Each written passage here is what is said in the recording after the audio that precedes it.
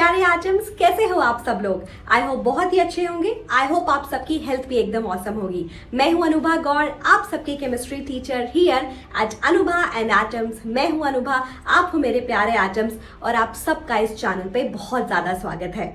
Students, आज की video 11th class के बच्चों के लिए होने वाली है और उनकी लाइफ का सबसे इंपॉर्टेंट वीडियो साबित होने वाला है, क्योंकि मैं डिस्कस करने वाली हूँ 3 सबसे इंपॉर्टेंट लेसन जो आपको इस जर्नी में पता होने चाहिए। आप मेरे खुद के एक्सपीरियंसेस से सीख लो ताकि आपको वो सब ना फेस करना पड़े जो मैंने फेस किया और आप इस जर्नी को बहुत बेहतर तरीके से डील कर सको और अच्छे मार्क्स भी ला सको और अच्छे से कोप अप कर सको, आपका कॉन्फिडेंस नहीं डगमगाए।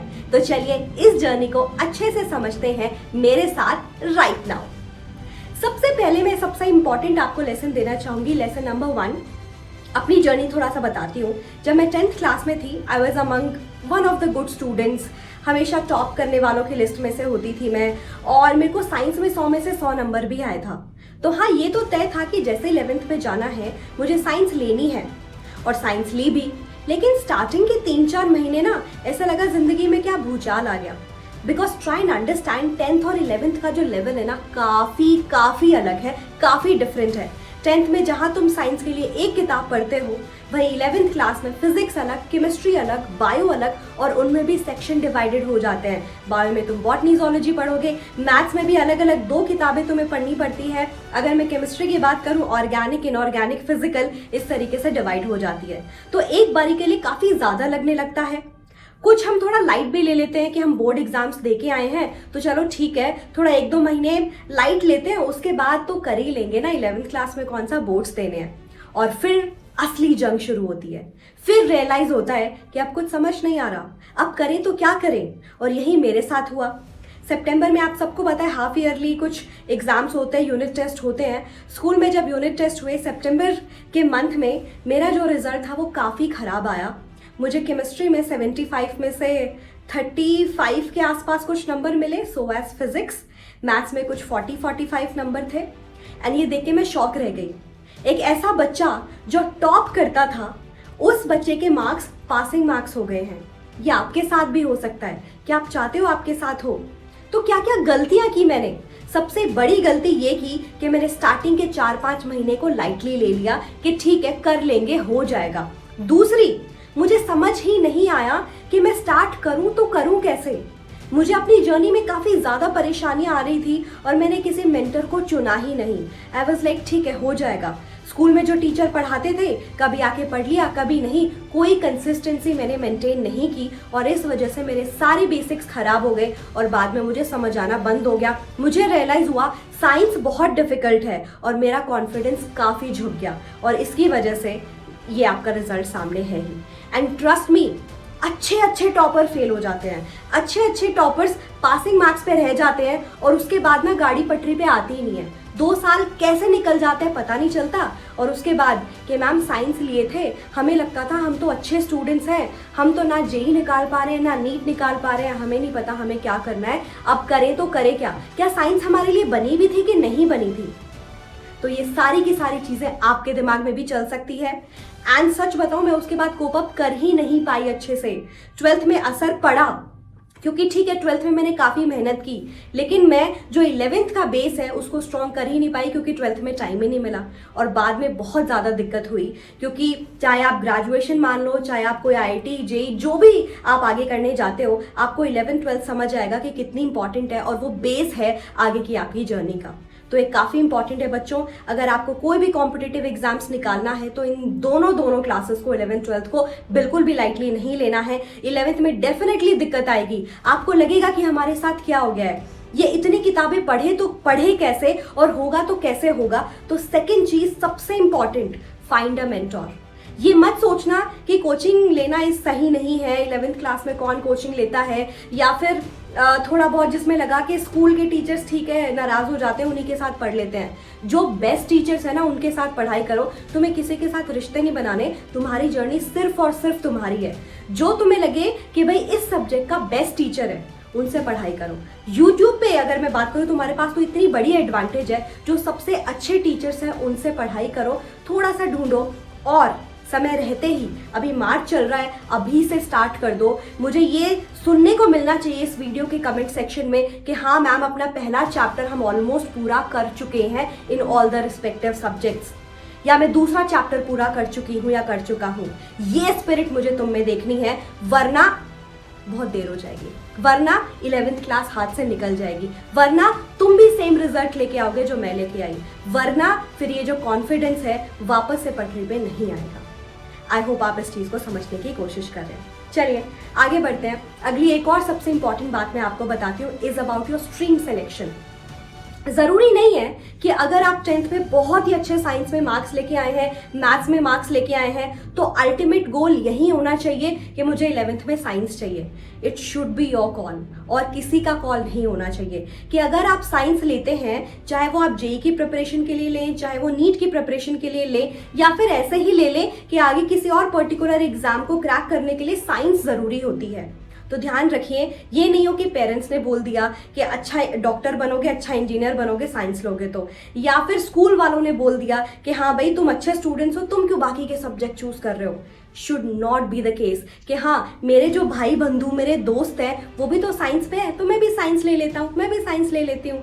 जिंदगी ना बदतर हो जाएगी, जिंदगी ना बहुत मुश्किल हो जाएगी, बिकॉज साइंस से पढ़ाई करना 11th 12th में is not that easy. Try and understand, मतलब अच्छी खासी वाट लग जाती है और फिर बाद में लगे मैंने साइंस क्यों लिया। ये नहीं होना चाहिए।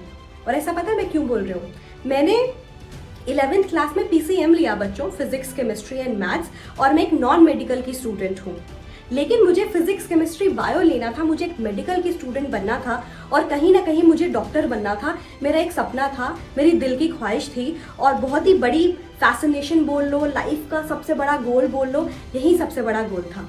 But due to some family conditions मेरे पेरेंट्स ने बोला कि नहीं हो पाएगा, फीस एंड एक्सेट्रा, तुम साइंस ले लो, बाद में ग्रेजुएशन कर लेना।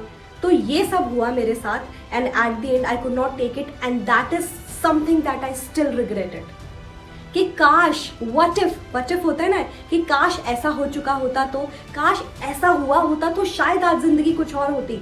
हालांकि जिंदगी बुरी नहीं है, बट जिंदगी से व्हाट इफ्स नहीं खत्म होते ना। तो ये एक व्हाट इफ मेरा भी है। हालांकि मैं खुश हूँ, मैं आप सबको पढ़ा पा रही हूँ, आप सबके साथ अपने सुख दुख बांट पा रही हूँ, आप लोगों को थोड़ा अच्छे तरीके से इन्फ्लुएंस कर पा रही हूँ, इससे अच्छा कुछ नहीं है। बट आप समझ रहे हैं, तो मैं नहीं चाहती आपकी लाइफ में भी आपके स्ट्रीम सिलेक्शन की वजह से कोई ना कोई व्हाट इफ आपकी जिंदगी में आए। तो व्हाट इफ वाली सिचुएशन में क्यों फंसना जब आपके पास आज मौका है। पेरेंट्स हो सकता है थोड़ा सा उनको बुरा लगे, बट अल्टीमेटली आपके पेरेंट्स हैं, मान ही जाएंगे। रिश्तेदार, दोस्त, भाई बंधु असली वही होते हैं जो आपके फैसले की रिस्पेक्ट करते हैं। और आप भी अपने अगर अच्छे दोस्त बनना चाहते हो, जो सबसे ज़्यादा ज़रूरी है लाइफ में, क्योंकि अल्टीमेटली लाइफ की हर जर्नी आपको खुद ही तय करनी है। तो अगर आप ऐसा करना चाहते हो ना, just be truthful to yourself, खुद से झूठ मत बोलो, ठीक है। जो तुम्हें लगता है तुम्हारे लिए बेस्ट है वो करो, थोड़ा रिसर्च करो, क्योंकि लाइफ ना, अभी सबको ऐसा लगता है कि प्लेटर में सब कुछ मिल जाए, बस काम खत्म, ये वीडियो हो जाए, ये वीडियो बना दो मैम, ये वीडियो बना दो। मैं इस चीज़ की बहुत रिस्पेक्ट करती हूँ, बट एट द एंड आपकी जर्नी का थोड़ा सा जो चार्ज है वो आपको भी लेना पड़ेगा। आपको भी तो उसकी डोर थामनी पड़ेगी ना, बागडोर, कि हाँ भाई मेरी लाइफ है, मैं उसका इंचार्ज हूँ, मैं उसकी इंचार्ज हूँ। तो प्लीज़ कोई भी अपनी स्ट्रीम सिलेक्शन में गलती मत करिएगा। थोड़ा सा जो डिसीजन है, प्रैक्टिकल एंड इमोशनल दोनों का मिक्सचर होना चाहिए। बिल्कुल प्रैक्टिकल भी नहीं एंड बिल्कुल इमोशनल भी नहीं, just try to make a balance. और स्ट्रीम सिलेक्शन के बाद अपने एडिशनल सब्जेक्ट्स को भी बहुत ध्यान से चुनना है। अगर आप PCB यानी कि मेडिकल या आप नॉन मेडिकल के स्टूडेंट बनने जा रहे हैं, तो ध्यान रखिए कुछ हल्के सब्जेक्ट अपने एडिशनल सब्जेक्ट की तरह चुनिए, चाहे वो फिजिकल एजुकेशन हो, म्यूजिक हो, ठीक है। बहुत सारे बच्चे क्या करते हैं, कंप्यूटर साइंस भी लेते हैं, साथ में मैथ्स, अगर बायो के बच्चे हैं मैथ्स ले लेते हैं, ठीक है। और इसी तरीके से और भी मुश्किल वाले सब्जेक्ट ले लेते हैं बच्चे, साइकोलॉजी भी लेते हैं, कोई खराबी नहीं है। बट मैं बस इतना बोलना चाहती हूँ कि अल्टीमेट गोल अगर इंजीनियरिंग या फिर आपको डॉक्टर बनना ही है, तो इन्हीं सब्जेक्ट पे मेन ध्यान दो, PCM एंड PCB। बाकी के सब्जेक्ट हल्के चुनो कि भाई थोड़ा बहुत पढ़ाई की और बस नंबर आ गए, टॉप 5 जो बेस्ट 5 सब्जेक्ट के नंबर जुड़ने हैं, उसमें हमें फायदा भी हो गया। लेकिन आपको लगता है कल आप अपने लाइफ में एक अलग ट्रेजेक्ट्री सोच सकते हो, तो आप डेफिनेटली इन सब्जेक्ट के साथ थोड़ा प्ले कर सकते हो कि मुझे कंप्यूटर साइंस पसंद है, मैं क्यों ना लूँ, मेरे पास चॉइस है, मैं कर लूंगा मैनेज, मैं कर लूंगी मैनेज, तो व्हाई नॉट। मैं हो सकता है कल को साइकोलॉजी से भी पीएचडी कर लूं, तो मेरे लिए इस सब्जेक्ट को जानना जरूरी है, मुझे इंटरेस्ट है। So don't lose this opportunity. Ultimately as I told you, तुम्हारा डिसीजन है, तुम्हें खुद लेना है, सोच समझ के लेना। And last but not the least, मेरे बहुत ही एक प्रिय मेंटोर ने कहा था मुझसे कि लाइफ के 5 साल ऐसे होते हैं ना जिसमें तुम्हें लग के मेहनत करनी चाहिए, इतनी मेहनत करनी चाहिए। उस मेहनत से होगा क्या, तुम इतने स्किल्स डेवलप कर लोगे, और दूसरी और सबसे इंपॉर्टेंट बात, तुम्हें मेहनत करने की आदत हो जाएगी। तुम्हें पता है साइंस वाले बच्चे लाइफ में आगे ज़्यादा क्यों जाते हैं as compare to other students? उसके सबसे बड़ा रीज़न ये है कि वो इतना ज़्यादा घिस लेते हैं ना 11th एंड 12th में। उनके पास ये फेयर एडवांटेज होता है कि जेई या नीट में भी नहीं हुआ तो कुछ ना कुछ अच्छा ज़रूर कर लेंगे, क्योंकि वो मेहनत करने से नहीं डरते। तो 11th एंड 12th ऐसे ही साल हैं जो आपके उन 5 साल की जर्नी का हिस्सा होने वाले हैं, जिसमें अगर आपने आदत डाल ली कि हाँ मैं रोज़ 10 से 12 घंटे, 12 चलो अभी के लिए बहुत ज़्यादा है तो 10 घंटे मैं पढ़ाई कर रहा हूँ, मैं पढ़ाई कर रही हूँ, और मैंने कंसिस्टेंसी मेंटेन की हुई है। संडे को थोड़ा ब्रेक ले सकते हो, हॉलीडे को थोड़ा ब्रेक ले सकते हो। अगर ये कंसिस्टेंसी मेंटेन कर ली, तुम्हारा ही फायदा होगा। कल को बाकी बच्चे, अगर तुम किसी जॉब में भी जाओगे ना, तो बाकी बच्चे रो रहे होंगे, बाकी लोग रो रहे होंगे कि यार कहाँ फंस गए, बट तुम क्या बोलोगे, इतना सा काम, जो काम लोग 4 दिन में करेंगे ना, वो काम तुम 1 दिन में कर लोगे। तो ये बहुत ही फेयर एडवांटेज है साइंस लेने का, और दूसरा लाइफ में मेहनत करने की सीखने का। क्योंकि कोचिंग भी लोगे, तुम्हें पता है, तुम स्कूल जाओगे, फिर तुम कोचिंग जाओगे, तुम आके होमवर्क करोगे, असाइनमेंट्स करोगे, तुम कहीं ना कहीं सुबह के 7-8 बजे से लेके रात के 12 बजे तक बिजी होगे।